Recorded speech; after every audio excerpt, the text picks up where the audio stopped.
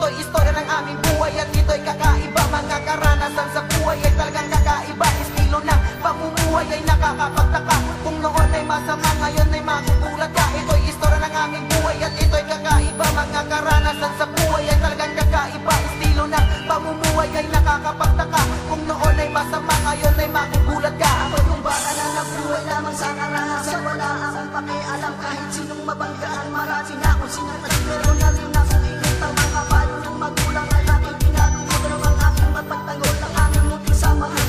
Tuloy sa pagkakang kahit sino aking kalaban. Wala na sa aking isipan ang pagdarasal dahil ang aking puso pinanong na ng ating mga kaya pumasok sa aking isipan na hindi na ako mahal ng Diyos na lumika ko. Wala na ako tinalimulan kaya aking pinagpatuloy ang pagkikipaglaban. Pero hindi ko na malaya ng maging nakapalaran. Ako ay nakalawit at ako ay nahatulan. 12-17 bigay sa akin ang hukuman ng araw na iyon. Akala ko'y katapusan pero may tumulong sa akin ay hindi kita iiwan. Ito'y aking pinanghawakan habang ako'y niririman. Pag-ilat ng aking mata, palasyo aking nasilayan. Pagpasok ko roon, pag-asa'y aking inabitan. Tinura ko na rin ang pangarap ko. Disya ang nalimutan ko na rin ang aking nakaraan. Pinalitan ito ng may kapal ng isang kasiyahan. Pagpabago ang regalo na kanyang ibinigay. Ako si Marvin Nobel at tuloy sa paglakbay. Inipilit na maabot ang katagang katagumpayan.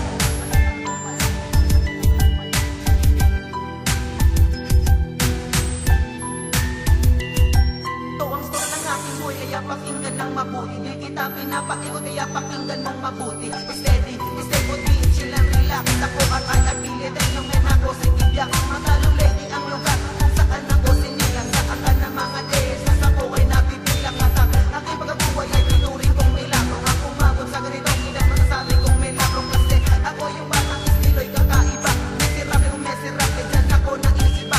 Masakan kong man lahat ng ating mahal sa buhay. Makasama ko ang luho ko, ako ay mabubuhay. At wala akong inisip kung hindi karangyaan. Sakripisyo ng pamilya ko, di ko nga nabayaran dahil ang pera ay aking buhay, buhay ko ang pera. Ang pagkikastig sa mata ng iba, tinuring kong karera. Mas sinuna ko pa, magkaya kaysa sa pamilya. Siguro ay may sungay na ako nung ako pa ay similya. Kasilya, ako kinaupo at kinakaral. Elemental ko kolehiyo, ako ay nakapag-aral. Ikaluan ako ng aking talino. Subalit pagdating sa presyo, dyan ako ay bobo. Sinayang ko ang pagkakataon ng ang kanilang tiwala. Malaking pagkakamali ako sa droga'y naniwala. Pinaliwala, pamilya at Panginoon. Ngunit ang ako ay makulong, kayo ang siyang tumulong sa akin upang baguhin ang aking ruta. Ngayon sa aking utak mga angel na ang nagpunta. At salamat nga pala sa nanay ko na si Janila. Ikaw ang tanging gabay sa hirap man mo sa ginawa. At sa aking pamilya na tinuring kong pader.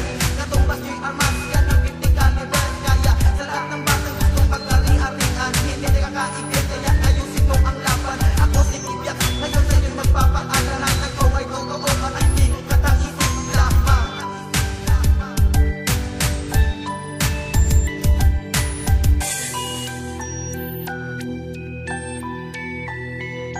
Ito'y istorya ng aming buhay at ito'y kakaiba. Mga karanasan sa buhay ay talagang kakaiba. Estilo ng pamumuhay ay nakakapagtaka. Kung noon ay masama, ngayon ay magugulat ka. Ito'y istorya ng aming buhay at ito'y kakaiba. Mga karanasan sa buhay ay talagang kakaiba. Estilo ng pamumuhay ay nakakapagtaka.